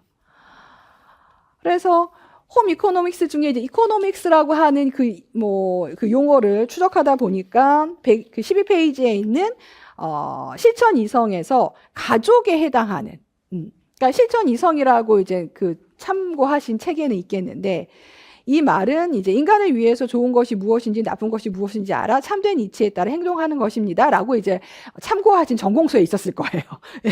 그러니까 프랙티컬 리즌에 대한 이렇게 찾아보시면 더 다양한 버전의 말이 있거든요. 근데 저희 거는 이제 그 특정 전공서에 있는 걸 옮겨놓은 전공서를 다시 옮겨온 거라서 이걸로 그냥 하세요. 다른 걸로 쓰시면은 나중에 답지 쓰실 때 원문을 이의제기에 넣어서 가져가셔야 될 거예요. 얘가 이제 워낙에 더 큰 용어들로 있는 게 많아요. 그래서 거기에 이제 이 practical reason의 하위로 이제 개인에 대한 거는 practical wisdom이라고 해서 윤리학이라고 했고 이코노믹스는 이제 가족에 대한 것이라 그래서 가정학의 어원이 됐다 생각을 했고 politics라고 하는 거는 정치학이라 그래서 이제 이렇게 세 가지로 대상자, 개인, 그러니까 한 사람과 그다음에 이 조직인 가족, 그다음에 더 큰 조직인 사회 이렇게 확장을 하면서 그 용어들이 나온 거예요. 단어가 나온 거예요. 그래서 이와 관련된 지식이에요. 요 용어는 아리스토텔레스의 지식에서 어원을 갖고 있습니다. 근데 문제는 이 지식이 한 번 더 나와요. 근데 다른 용어로 나와요. 근데 영어가 달라요. 그래서 이게 뭐지요? 뭐 이렇게 된 그런 좀 혼란스러운 상황이긴 합니다. 근데 여기는 5가지예요. 그러니까 5가지를 잡으셔야 될 것 같아요. 5가지라고 합니다. 그래서 12페이지 그래서 하나는 이제 사이언스의 어원이 여기서 있었고 원문은 사이언스는 아니었겠지만 비슷한 라틴어가 있었겠죠. 거기서 이제 사이언스의 어원이 됐습니다. 이런 식으로 나온 거예요. 아트가 있고 직관적 이성이 있고 철학적 지식이 있고 실천 이성이 있습니다. 앞에를 4가지를 낼 가능성은 별로 없어요. 그걸 굳이 우리가 니코마스 윤리학을 하는 것도 아니니까 우리는 이제 이코노믹스가 필요한데 이코노믹스의 카테고리가 들어가 있던 거는 이제 실천 이성이라고 하는 프랙티컬 리즌으로 있었다 이렇게 되는 거죠. 이게 24년도 문제예요. 한번 나오고 지금 아직은 안 나왔어요. 그러면 이제 한번 쓰고 버리실지 뭐 더 나올지는 알 수는 없습니다. 자, 이렇게 해서 이제 이코노믹스라는 그 어원을 찾아봤고, 그 다음에는 나중에는 이제 뭐, 휴먼 에콜로지 해서 생태학, 아까 통합학문의 관점으로 쓰는 전공서들도 있었고, 패밀리 앤 사이언스로, 이렇게 컨슈머 사이언스로 쓰는 데도 있었다. 근데 지금은 다시 계속 이제 그냥 원어로, 원래 갖고 있던 가정학이라는 쪽으로 많이 이제, 돌아가고 있기는 해요. 자, 그래서 이제, 12페이지에 있는 것처럼, 원래 지금 쓰고 있는 가정학은 어디서 원이 나왔는지 궁금해했고 이름의 원천을 찾은 거였죠. 두 번째는 13페이지에 보시면은 이제 브라운이 이제 실천적 문제 중심을 만든 브라운이 나는 그냥 내가 한번 다시 카테고리를 만들어 보겠다. 라고 해서 새롭게 만든 카테고리가 되죠. 그래서 13페이지 보시면 순수 학문에 해당하는 카테고리가 있고 해석적 학문, 해석적 과학 상관없는데 이렇게 나와 있는 학문이 있고 사명지향적인 프로페션이라고 부르거든요. 학문의 유형들이 있더라라는 거예요. 지금 현대 사회에서는. 그래서 순수 학문이라고 하는 게 13페이지에 보시면 화학, 사회, 물리학이 있는데 이제 수학 이런 것들이겠죠. 순수하게 그 학문적인 탐색을 통해서 지식을 획득할 목적인 실용보다는 그냥 학문 자체, 의구심, 탐구심에 기반을 하는 것들이고 해석학은 주어진 것들을 새로 창조하면서 향유하는 쪽에 들어가 있죠. 그래서 13페이지 니먼 해석학 분야는 인간의 특성이나 환경 이런 측면에 대해서 해석을 통해서 이해하고 창작하는 쪽으로 들어가요. 그래서 미술, 연극, 음악 이런 것들이 다 여기 들어가 있는 거죠. 그러니까 이 사람의 분류에 이게 맞다가 아니라 이렇게 분류를 했어요. 그 다음에 사명지향적인 분야가 사실은 지금 현대 사회에는 꽤 있더라. 그래서 사람에게 직접 서비스를 하거나 아니면 사람이 사용하게 되는 물적 분야들을 만들어주는 비인적 서비스가 있어서 인적 서비스 분야에 이제 가정학, 교육학, 지금처럼 의학이 있고 비인적 서비스가 보통 공학이에요. 기반을, 시설을 만들어주는 걸로 들어가 있다. 그래서 이런 사명지향, 그러니까 프로페션 안에 이제 가정학이 들어가 있다라고 생각을 하는 거죠. 그럼 이제 사명지향 분야는 결국에는 순수 학문에서 많이 지식을 가져와요. 근데 그 지식을 그대로 쓰는 게 아니라 유용한지 여부를 가치 판단을 해서 쓰는 거예요. 그러니까 순수 학문 쪽에 있는 예를 들어서 화학적인 부분의 화학 현상이 인간의 질병을 고치는데 유용한가? 아니면 그 방법이 도덕적인가? 이게 사회의 공익에 이게 기여할 수 있는 것들인가? 그래서 다이너마이트는 다이너마이트잖아요. 얘를 공익적으로 쓸 수도 있고 지금 한참 또 전쟁 중이기도 하니까 이제 아닐 수도 있는 거죠. 이것을 판단해내는 그런 데 중심이 되어 있는 그 학문들이 들어가 있는 게 사명지향, 프로페션이라고 하는 분야예요. 라고 브라운이 카테고리를 만든 거죠. 이 사람은 그쵸, 자기의 학문 범주를 새롭게 만드신 분이긴 합니다. 그래서 디귿번에 사명지향 분야가 있고 개념을 이제 간단하게 얘는 쓰셔야 될 거예요. 그러면서 이 분야의 특징을 아래 이제 글머리 점점점 있죠. 이제 사회를 위해서 공헌하거나 봉사하는 그런 성격이 있는데 이제 이게 그냥 무조건 봉사가 아니고 굉장히 프로페션이에요. 그러니까 프로페션 이라고 되어 있긴 하지만 정말 전문적이에요. 아주 전문적인데 봉사의 성격이 굉장히 강한 특성이 있다는 거고 당연히 지적이고 또 인간을 위한 도덕적인 그런 지향점을 갖고 있다라고 보는 거죠. 그냥 종교는 아닌 거예요. 종교는 사실은 전문적이거나 어떤 그 특정 기능과 지식, 물론 이제 신학하신 분은 따로 하시겠지만 그런 것보다는 이제 말 그대로 이제 신에 대한 신앙심이 중점이 된다면 여기에 있는 의학이나 교육학이나 저희 선생님들 하시는 이런 것들은 굉장히 전문적인 내용과 지식과 기능을 갖고 선별을 해서 특정 대상자에게 특정한 그 유효성이 있는 방법들을 이제 선택을 하거든요. 그런 부분이 있다고 이제 사명지향 분야들은 생각을 하고 있는 거예요.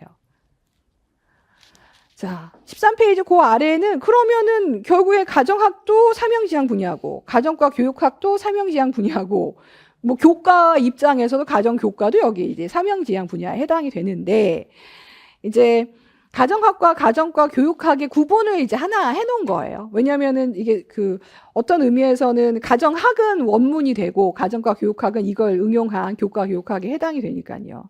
그럼 별건 아니에요. 그냥 브라운이 얘기하기에 가정과 교육학이 원래 교육이란 목적이 예방적인 특성이 강하잖아요.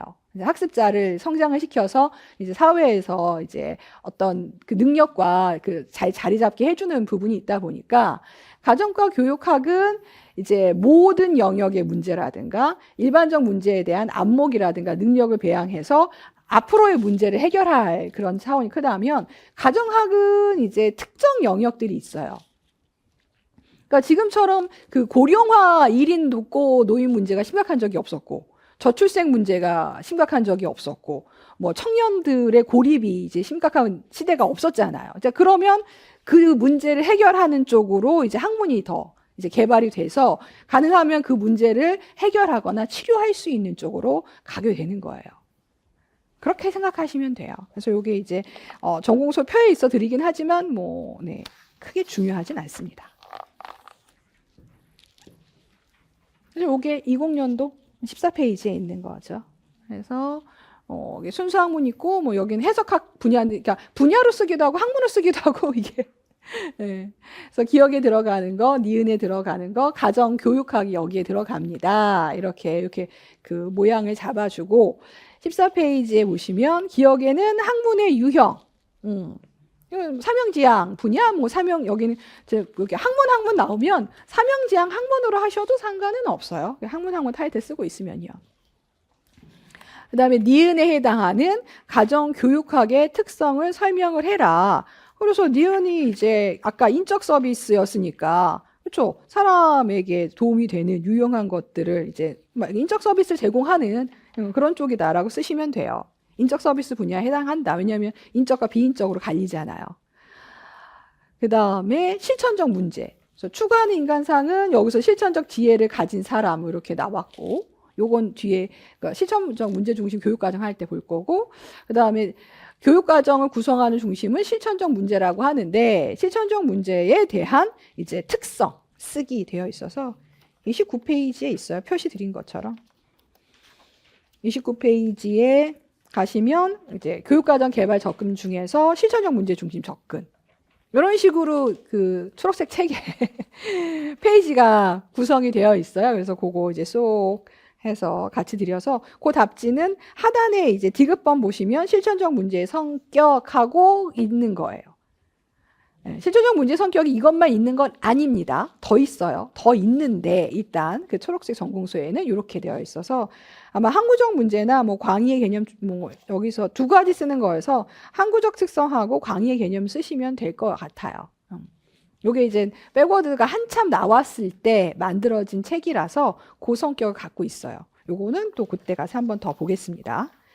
자, 그럼 이제 두 번째 지식이 나옵니다. 자, 정신 잘 차리시고 앞에 거는 5가지일 때, 분류가 5가지일 때 쓰는 거고 얘는 3가지예요. 3가지로 이걸 또 다시 카테고리를 한 거예요.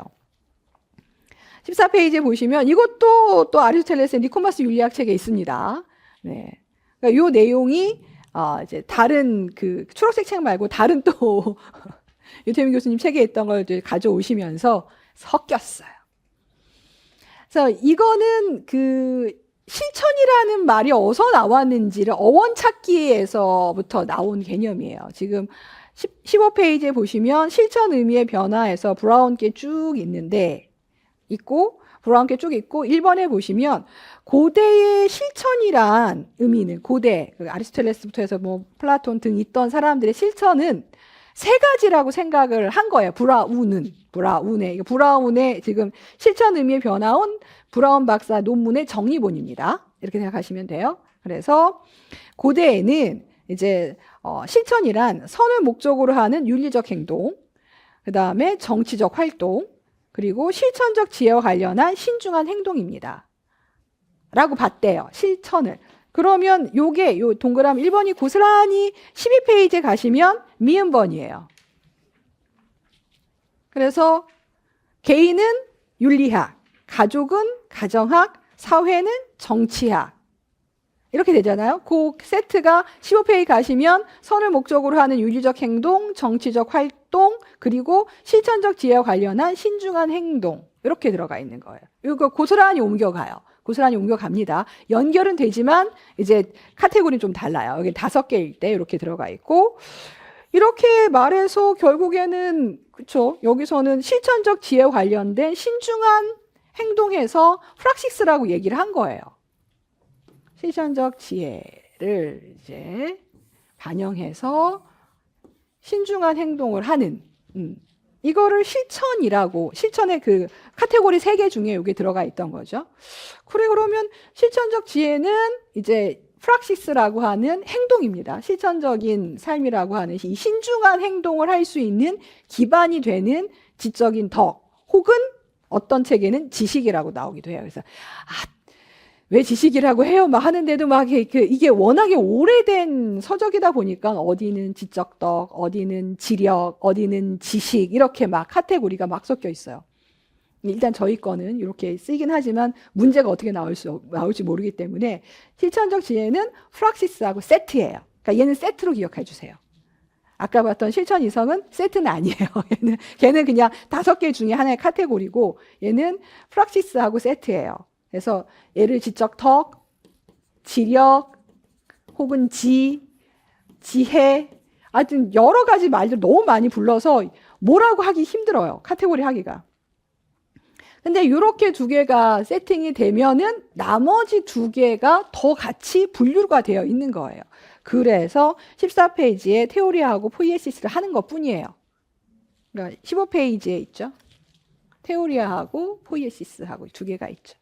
2개가 있어요. 얘 2개는 이 프락시스하고 구분이 되는 삶이에요. 행동이고, 그다음에 여기 실천적 지혜는 기술, 여기 지라고 또 쓰잖아요, 이렇게. 그래서 실천적 지혜는 실천지라고 부르는 거. 이거를 어느 책에는 실천지라고도 나와요. 다 똑같게 이제 그 표기를 해야 되니까. 그러니까 한자어로 표기를 하는 거예요. 그래서 제발 좀 어떻게 좀 해주시면 안 돼 하는데 안 돼요. 너무 많아요. 여긴 진짜 책들이 많아요. 그래서 이런 인간이 보이는 행동들이 있고 아니면 삶의 단면들이 있는데 그 단면과 관련된 것들은 어떤 지적인 부분들이 있을 것이다. 그래서 잠자는 건 지적인 거는 아니죠. 그러니까 그거는 이제 그 눈에 띄는 중요한 행동은 아닌 거예요. 근데 봤더니 누군가는 여기서 세오리아라고 하는 건 관조하는 삶이라고 했는데 아마 관조하는 삶이 말고 다른 걸로 쓸 거예요. 그래서 14페이지에서는 세오리아를 우주에 대한 숙고, 이론적 태도와 지식이라고 저희 전공서에 되어 있거든요. 원문 찾으시면 어마어마한 방대한 양이 있을 거예요. 철학서니까 이게요. 그냥 삶을 보는 거예요. 그때 이제 고대고 하니까 뭐 노예들이 이제 일을 하고 이제 시민들은 삶을 향유를 하죠. 해는 왜 뜨지? 이런 거부터 하겠죠. 해는 왜 뜨지? 지구가 둥글까? 뭐 이런 것도 하겠잖아요. 그냥 아무 이유 없이 이 세상에 현존하는 것들에 대해서 궁금해해요. 궁금해하는 삶을 살아요. 얘기하고 관측하고 이런 것들이 학문지에 해당한다. 그 다음에 뭔가를 만들어야 되죠. 계단을 바퀴를 만들든 뭐 어떤 그 삶을 윤택할 수 있는 걸 만들어야 되잖아요. 그거 만드는 삶이에요. 포ie시스. 그리고 만들려면 알아야 되죠. 그래서 그와 관련된 지식, 뭐 지력, 지적인 부분은 기술지라고 한 거죠. 근데 관조하는 것도 하고 제작하는 것도 아닌데 뭔가를 굉장히 논쟁을 하면서 살아요. 이거를. 누가 옳고 그르고 이게 우선이고 이거는 뭐 차악이고 이런 것들을 막 논박하면서 사는 사람들이 있어요. 그거를 이제 프락시스라고 했고 이거를 관련된 지적인 부분을 실천적 지혜 혹은 실천지라고 해도 상관없으세요. 사실은요. 그래서 그게 이제 우리가 말하는 브라운이 말하는 실천이라고 생각한 거예요. 브라운은 이게 우리가 가정교과에서 말하는 실천입니다. 라고 생각을 해서 14페이지에 프락시스에 대한 걸 보시면은 살아있는 공동체 안에서 뭔가 행동을 해야 하는데 굉장히 윤리적일 가능성이 높아요. 뭐 정치적일 수도 있고. 정치적이라는 거는 판단이 조금 되시나요? 사실은 다 옳은 행동인데 혹은 약간 불평등한 행동인데 어느 집단에게 유리하거나 어느 행동을 우선시하거나 이런 것들이 있죠. 공동체 안에서 어떤 행위의 우선순위 같은 걸 두거나 할 수 있는 게 정치적이거든요. 그걸 판단을 해야 돼요. 네. 그러니까 이 전쟁에서 사람을 투입할 거냐, 기계를 투입할 거냐, 아니면 민간 시설을 폭발을 할 거냐, 안 할 것이냐, 이런 것들이 다 정치적인 판단이잖아요. 그래서 그런 것들을 관련된, 그러니까 이거 뭘 만드는 것도 아니고, 삶을 관조하는 것도 아닌데, 인간 삶에서는 되게 중요하잖아요. 이런 행동들을 이제 프락시스라고 했어요. 그래서 14페이지에는 굉장히 많은 프락시스에 대한 개념이 나오는데, 예, 이거 훨씬 더 많을 것이 찾으시면요. 그래서 프락시스는 되게 구체적인 상황에서 발생을 해요. 지금 똑같이 드론을 날릴 것이냐 안 날릴 것이냐, 해협을 봉사할 것이냐 안 할 것이냐, 이런 식으로 나오는 거죠. 그래서 성과 정의, 그 다음에 이거를 또 판단할 수 있는 사람의 능력, 역량, 인성 이런 것들을 개발을 목표로 해서 실제 문제를 해결하는 측면도 있지만 교육적인 성격이 굉장히 강해요. 이런 사람들 양산을 해야 되니까. 그래서 프락시스는 세밀한 과학에서 나오는 것이 아니라 삶을 계속 지탱하고 연속적으로 만들고 유지하는 중에서 만들어지는 것들이 굉장히 많아요. 이렇게 안 쓰셔도 돼요. 그냥 이거는 프락시스된 설명이라고 생각하시면 됩니다. 그러면은 이런 행동을 하려면 이와 관련된 사고가 필요하겠죠. 그런 사고들을 실천적 지혜라고 해서 15페이지에 보시면 프락시스하고 실천적 지혜는 잘 구분이 안 돼요. 이와 관련된 판단과 사고력이냐, 이와 관련된 행동이냐 정도로만 개념을 구분하셔도 돼요. 그래서 15페이지는 구체적 개별적인 상황에서 적합한 행동, 즉 신중한 행동인 프락시스를 해야 돼요. 얘를 해야 돼요. 이거를 선택을 해야 돼요. 선택을 신중하게 해야 되는데 이와 관련돼서 어느 게 정당한지, 어느 게 올바른지, 어느 게 이제 합리적인지를 이제 판단하는 좋은 것이 무엇인지 찾아내는 능력이다. 혹은 구체적인 상황에서 적합성을 판단하는 능력이다. 이렇게 이제 세 번째 줄에 있죠. 근데 저는 이제 구체적인 상황에서 도덕적인, 뭐 윤리적인 이런 부분이 조금 더 들어가면 좋긴 하겠더라고요. 답을 쓰실 때. 근데 실천적 지혜가 여기만 답지가 있는 게 아니에요. 다른 데 또 있어요. 버전이 어마무시하다. 채점은 다 돼요. 걱정은 안 하셔도 돼요. 근데 이게 선생님들이 이제 조심하실 거는 실천적 지혜를 쓸 때다가 프락시스를 쓰시거나 요걸 안 바꾸시면 되거든요. 근데 기입형일 때 요걸 너무 많이 바꿔 쓰셔가지고 얘가 이제 지적, 지혜 부분에 해당하고 여기는 행동에 해당합니다. 그래서 조심하시면 됩니다. 그래서 얘가 이 두 가지가 나왔기 때문에 사실 이렇게 대칭이 되는 위도 한 번 정도는 기입이 가능할 수는 있으니까 보시면 좋아요. 그래서 이렇게 나왔습니다. 그래서 이제 15페이지 보시면 브라운이 나는 실천의 어원을 이제 아리스토텔레스에서 찾을래, 프락시스에 찾을 거야 이렇게 했고, 그래서 고대에 이렇게 내용이 있었고, 이게 중세로 가면서 이제 과학이 폭발하기 시작을 하죠. 과학이 폭발하기 시작하면서 이제 이론화가, 그러니까 그 어떤 논증의 체계화가 어마어마하게 발전을 하면서 이론의 영역이 강화가 되니까 이론이 아닌 것들은 그냥 실천이라고 해서 분리를 하기 시작을 해요. 그러니까 지와 행이 분리가 됐다고 보시면 생각하시면 돼요. 그래서 실천은 그때는 그냥 제작으로 한정이 되는 거죠. 이렇게 됐어요. 그러니까 어떤 의미에서는 이제 고대에서는 이게 분리가 되어 있었는데 실천이 그냥 제작이라는 쪽으로 격화가 되는 그렇게 되는 형태가 돼버렸어요. 그 다음에 근대에서도 마찬가지로 물건을 만드는 행동 아니면 갖고 있는 지식을 구현하는 정도까지 이제 들어갔던 거죠. 그래서 중세나 근대는 비슷해요. 그러니까 이론 따로 실천 따로 이렇게. 예. 그러다 4번에 보시면은 이제 변증법이 나오면서 과연 두 개가 나뉠까? 서로 이렇게 상호작용하면서 서로가 점점 더 상승하는 게 아닐까? 이렇게 얘기를 하고, 가다머 같은 경우에는, 그러니까 지금 이런 게 다 개인적이거든요. 그러다 이제 공동체 하면서 조직과 시스템에까지 확대를 하기 시작한 게 이제 가다머의 생각인 거죠. 하지만 뭐 딱히 중요하지는 않습니다. 그래서 고대하고 이제 5번의 하버마스로 넘어가는 거예요. 브라운은 이제 하버마스, 그러니까 아리스토텔레스의 실천과 하버마스의 실천을 같이 가져오기 시작해서 긴 하버마스 그 철학도 엄청 길거든요. 그 중에 조금만 가져와요. 그래서 하버마스가 말하는 실천이란 녀석은 규범성과 과학성 혹은 엄밀성이 연결이 돼야 하고 얘는 의사소통적 실천입니다. 그래서 이 의사소통적 실천이 출제가 된 거예요. 그러니까 그냥 실천이 아니고 의사소통적 실천이에요. 그래서 제가 뭐예요? 그러면 이제 난리가 나는 거죠. 하버마스부터 이때부터 난리가 나기 시작했어요. 자, 일단 여기서 규범성하고 여기 규범성하고 엄밀성. 규범은 이해를 통한 이성적 합의라 그냥 외우세요. 그냥 하버마스 말 그냥 써야 될 수밖에 없으니까 그냥 외우세요.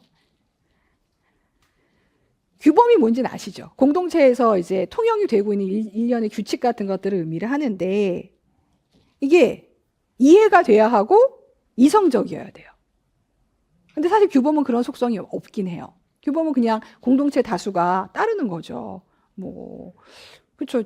지금은 금주를 안 하긴 하지만은 아이 태어나면은 뭐 100일 동안 그 집에 가지 않는다. 뭐 이런 거 있잖아요. 그게 규범이잖아요. 지금은 그냥 가잖아요. 원래는 코로나 때는 안 가긴 했는데 지금은 이제 뭐 위생상 뭐 다 깨끗하고 하니까 그때는 사실 전염병의 위험이 있어서 그랬던 거고 지금 뭐 애 낳자마자 바로 안고 네, 엄마 아빠 바로 만나고 하잖아요. 뭐 외부 할아버지 할머니도 오시고 다 하잖아요. 그래서 이게 예, 그 규범이라는 거는 뭐 이게 된다 안 된다라는 게 공동체에서 합의를 하면 끝나긴 하는데 이해가 돼야 되고 그러니까 이해가 안 되는 건 상호 간에 이해가 돼야 되고 합의인데 여기다 넣은 거 이성을 넣은 거예요. 굉장히 어려워지게 됩니다. 그냥 서로 간에 합의하면 되는 거 아니야가 아니라 반드시 이성적이어야 돼요. 네. 그런 부분. 그래서 이게 어떤 게 이성적인지를 갖고 이제 하버마스가 이제 난리가 납니다. 난리가 나요. 근데 그것까지 저희는 안 해도 되니까 이렇게 생각하시고 그래서 요 이성적이라고 하는 요런 부분 혹은 이성적 합의라고 하는 부분 때문에 이 의사소통적이라는 부분이 들어갔을 거예요. 그러니까 우리가 말하는 일반적인 의사소통과 굉장히 달라요. 하버마스 거는. 그 다음에 엄밀성은 엄밀성 뭐 여기서는 과학성 이렇게 해서 논증과 비판, 그러니까 증거가 확실해야 돼요. 증거도 없는데 금줄 걸어놓으면 사실 금줄 걸어놓는다고 그 전염병이 안 들어오는 거 아니잖아요. 그냥 그럴 거란 기대치. 금줄에다가 숯도 걸어놓고 고추도 걸어놓고 막 하잖아.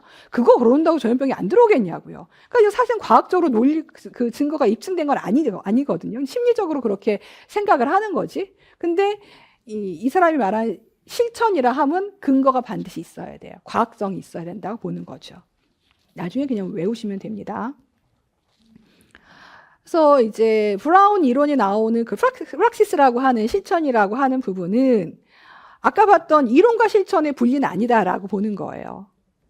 그래서 이제 물건을 제작하는 쪽의 그런 그 실천 혹은 뭐 이제 아예 학문적인 그 이론이 아니라 주로 섞어놓은 곳이라고 보시면 되고 그 다음에 의사소통적인 행동의 의미를 갖고 있는다라고 해서 이제 정치 도덕적인 규범에 대해서 진실한 동의를 구하며 행동을 하는 거다 이렇게 말을 나온 게 무슨 말인지 어렵지만 일상 자체가 굉장히 이상적인 형태의 의사소통 상황을 가정을 하긴 하거든요. 그래서 그래요.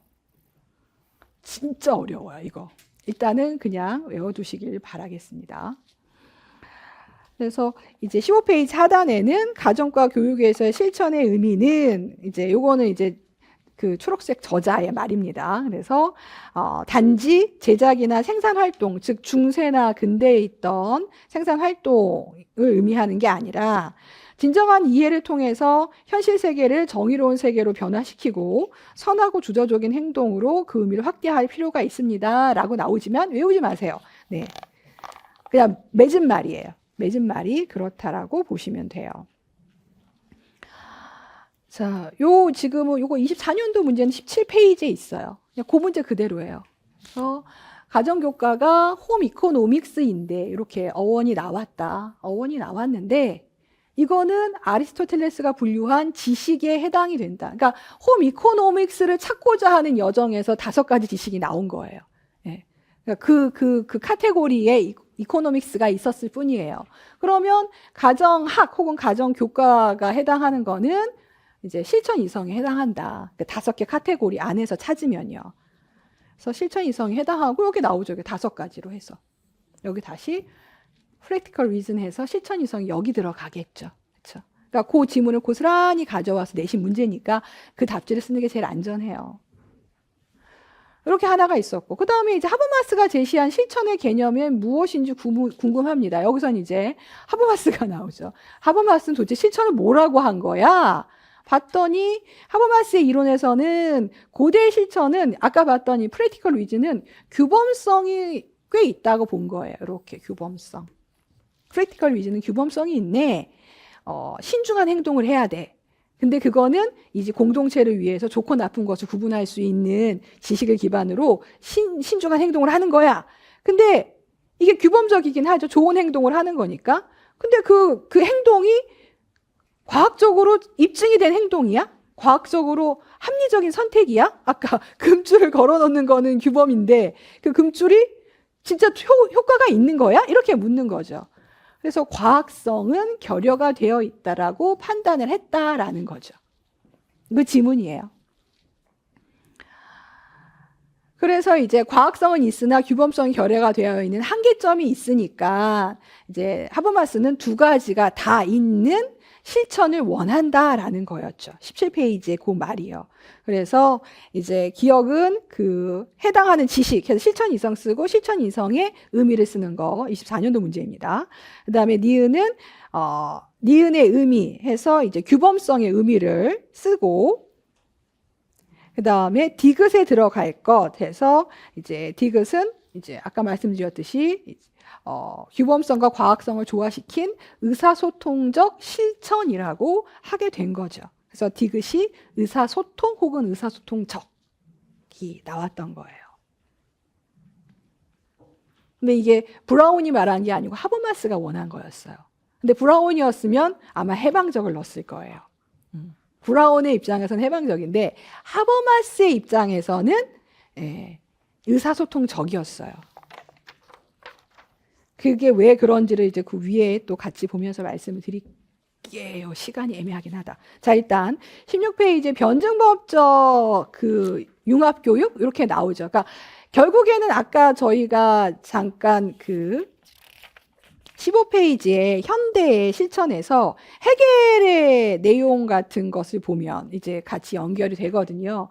그래서 지금 그 가정교과의 성격은 융합의 성격이 있는데 그게 그냥 융합이 아니라 변증법적인 성격이 있고 생활교과의 성격이 있다라고 논문에 나와요. 논문에 쓰신 거예요. 논문에 쓰신 선생님 내용입니다.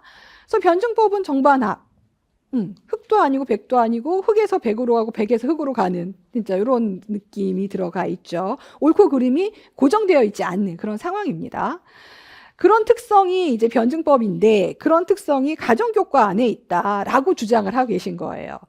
두 번째 있는 사상 측면에서는 이제 실증적인 부분도 있고 그다음에 실존주의 부분도 있고 아까 사상에서 뭐 실존, 실증, 비판과학 다 있었잖아요. 여러 과학이 한쪽만 있는 게 아니라 계속 서로 섞여가면서 이제 공존하고 있다라는 측면이 있다는 내용에 그렇게 읽으시면 그렇게 되고 그 다음에 다루고 있는 내용도 보면 저희는 그쵸.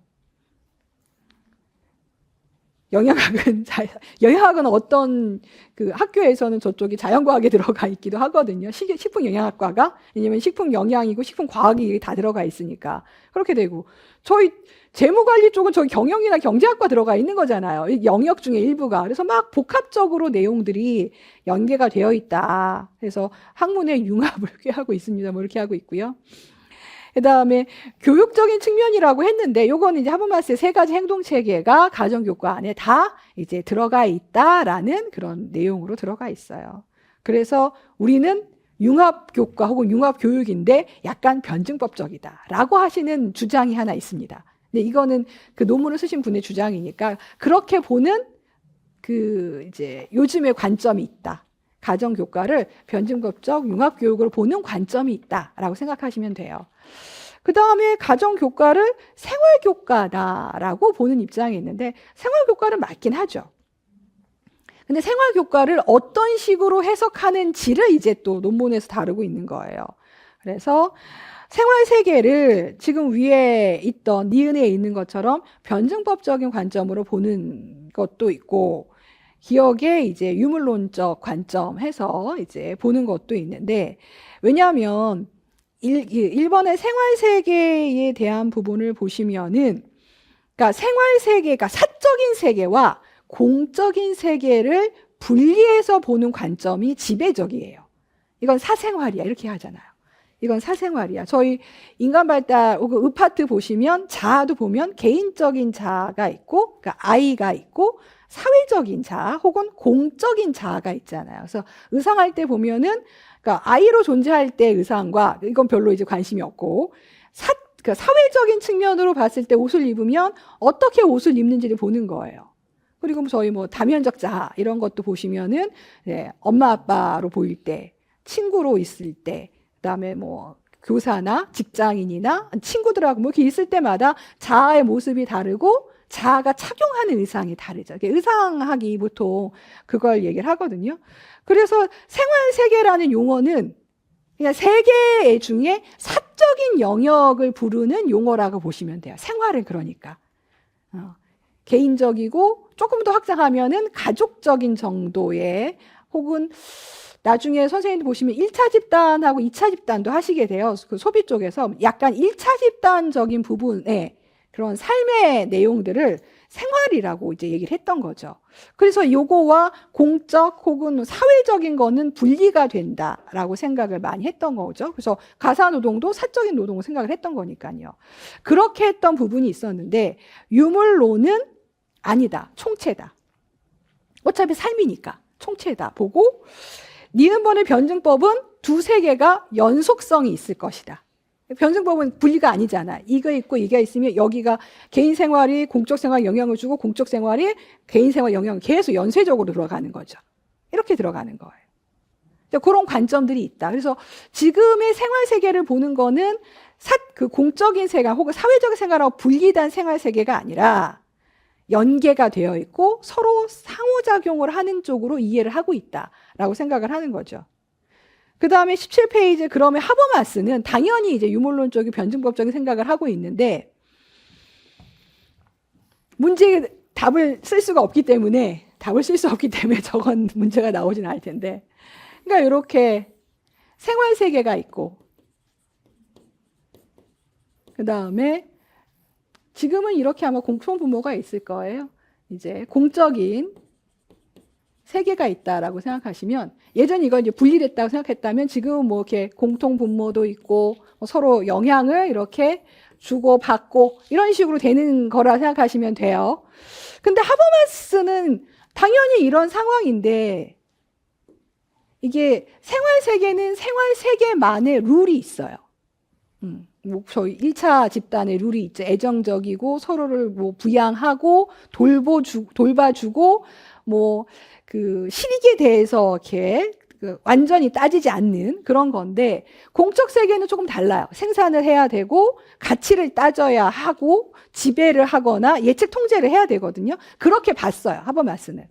그래서 공적 세계의 룰이 생활 세계에다가 영향을 주기 시작을 해요. 17페이지 가서 보면 얘를 생활 세계의 식민화라고 합니다.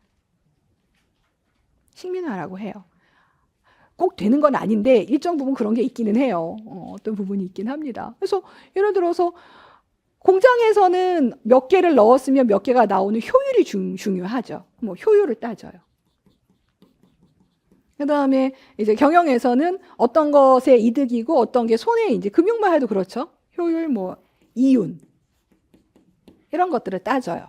근데 저희가 집에서 그렇게 하면은 엄마 아빠는 효율성이 떨어져 그러면 얼마나 슬프겠어요. 너는 공부에 이윤이 남지 않아 그러면 얼마나 슬프겠냐고 애들이. 그런 조직이 아니잖아요. 그러려고 만들어져 있는 삶이 아니잖아요.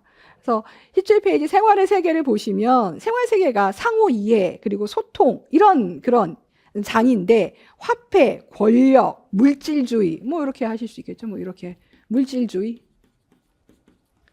이런 것들로 영향을 너무 많이 받는 거예요. 너무 많이 받아서 이거를 이 사람은 왜곡이라고 생각을 한 거죠. 잘못된 룰이 잘못된 곳에 와서 악영향을 주고 있다. 그러면 이제 이거를 타파하는 방법을 브라운의 해방적 행동이라 생각했는데 하버마스는 생활세계 그 괄호에 있습니다. 생활세계의 사적 영역이 체계의 목적 합리성, 효율성 이게 이제 그 공적인 영역이나 아니면 그 전체 시스템의 목적 합리성, 뭐 효율성 논리의 지배가 되는 거니까 이를 극복할 방안은 어떻게 해야 됩니까? 라고 했을 때 하버마스는 이상적인 담화 상황이라고 얘기를 하고 있어요. 말이 통하는 상황이에요. 사실 이 말은 서로 간에 말이 통하는 상황을 의미하거든요. 그래서 의사소통적 공동체로서의 공론의 장을 강조하고 있습니다. 이렇게 나와요. 저 말 되게 어려워요. 그러니까 이 사람은 말이 통하면 된다고 생각했던 사람 중에 하나예요. 말이 안 통한 거다, 이거는.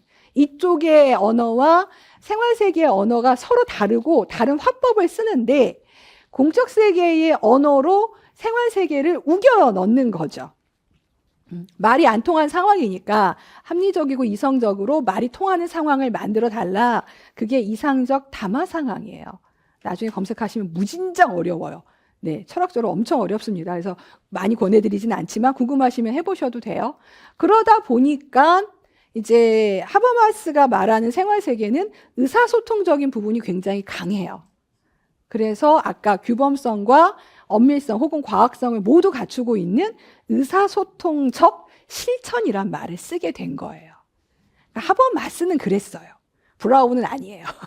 브라운은 더 나가고 싶었을 뿐이고 하버마스는 그랬습니다. 그러니까 그때가 한참 그 제국주의가 있었던 시기라 식민화도 그렇게 나온 거예요. 그러니까 다른 나라를 식민지화해서 식민화하면 그 식민지화한 나라를 잘 살게 할 게 아니라 결국에는 뭐 커피 창고로 쓰거나 그 사탕수수 창고로 쓰거나 이런 농장처럼 쓰잖아요.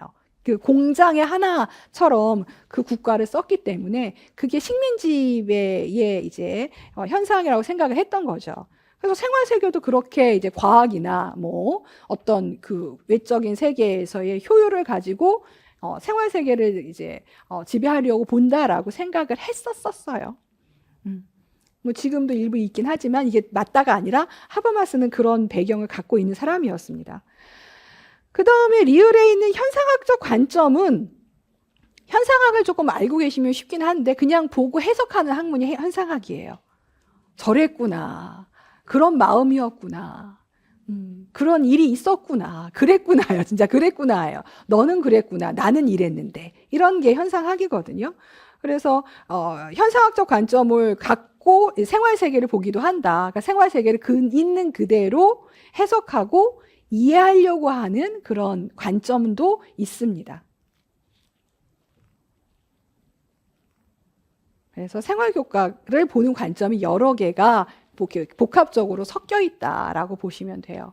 그리고 여기서 그 하버마스가 그렇게 의사소통적 실천이라고 자기 이제 그 저서에 쓴 이유가 본인이 처해 있던 환경이 그래서 그랬다고 생각하시면 돼요.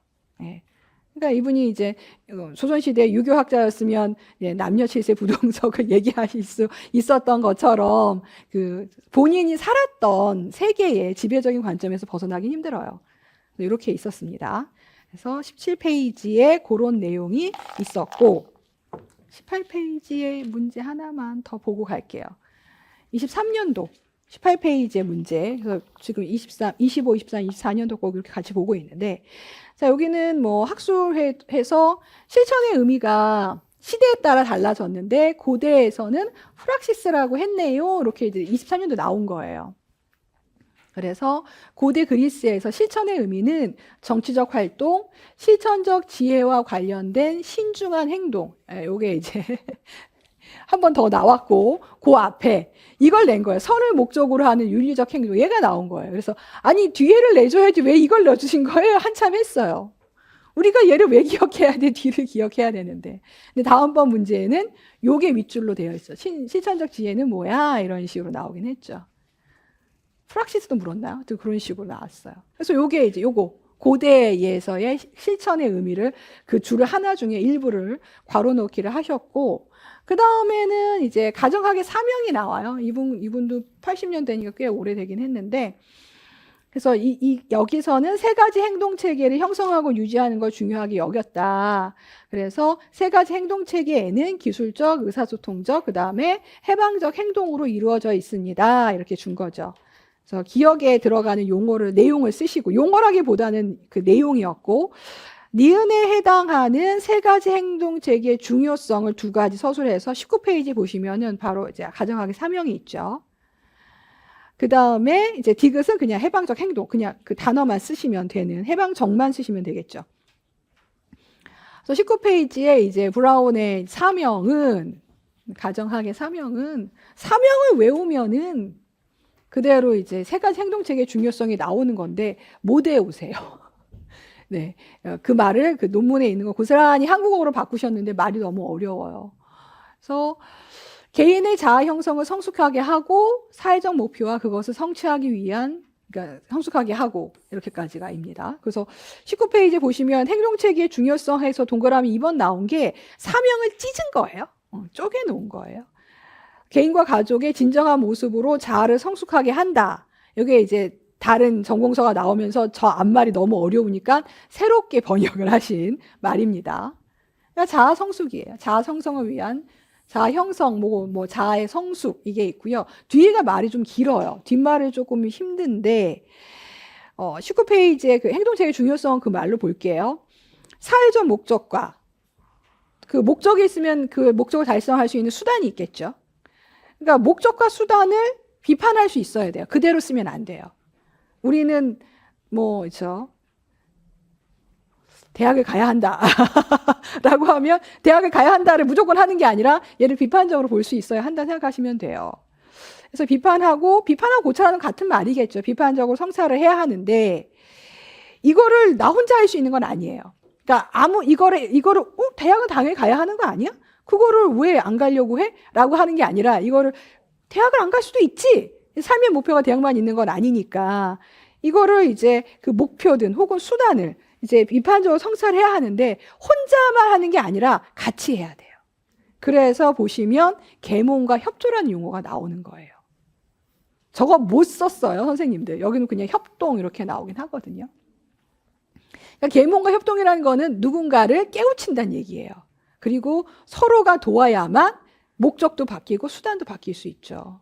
그렇죠. 그게 다 모든 사람이 그래 대학을 가야 돼 이렇게 생각을 하면 아무도 깨어있지 않고 나 혼자만 아니 다른 길이 있지 않나요? 라고 말을 하면 이 루저 이렇게 되는 상황이니까 이 시스템과 규범을 바꾸려면은 누군가 깨우치고 같이 바꾸기 위해서 노력을 해야 되니까 협조, 협동, 협력 이런 말이 나온 거죠.